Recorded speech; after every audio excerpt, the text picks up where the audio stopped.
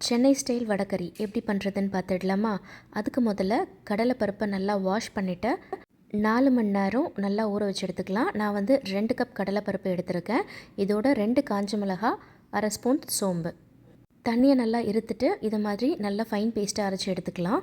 நான் வந்து தோசைக்கல்ல இந்த மாதிரி 2 பக்கம் நல்லா தட்டி வேக வச்சு எடுத்துக்க போகிறேன். நீங்கள் வேணும்னா எண்ணெயிலையும் வடை மாதிரி தட்டி பொரித்து எடுத்துக்கலாம்.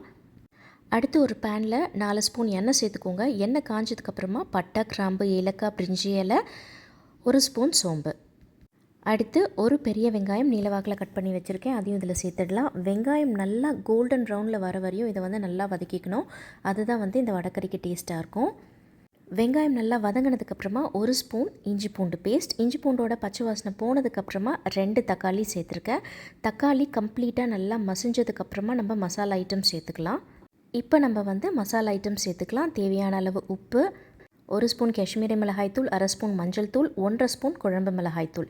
மிளகாய்த்தூள் உங்கள் காரத்துக்கு ஏற்ற மாதிரி சேர்த்துக்கோங்க. ஏன்னா வடக்கறியிலையும் நம்ம வந்து காஞ்ச மிளகாய் சேர்த்துருக்கோம். சேர்த்துட்டு ஒரு அரை டம்ளர் தண்ணி சேர்த்துக்கோங்க. மசாலாவோட பச்சை வாசனை போய் எண்ணெய் நல்லா பிரிஞ்சு வரணும். அது வரையும் இது நல்லா கொதித்து வரட்டும்.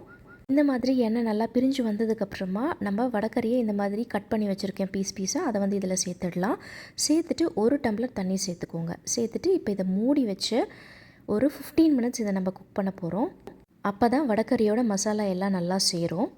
இப்போ இது நல்லா கொதித்து வந்ததுக்கப்புறமா நம்ம ஒரு தேங்காய் பேஸ்ட் சேர்த்துக்க போகிறோம். 4 ஸ்பூன் தேங்காய் துருவல், 2 ஸ்பூன் கசகசா.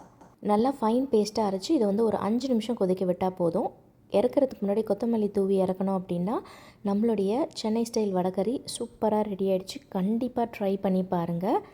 இட்லி, தோசை, இடியாப்பத்துக்கு பெஸ்ட்டு காம்பினேஷன் இது. ட்ரை பண்ணிவிட்டு உங்கள் ஃபீட்பேக்கை கமெண்ட் செக்ஷனில் சொல்லுங்கள். பாய்.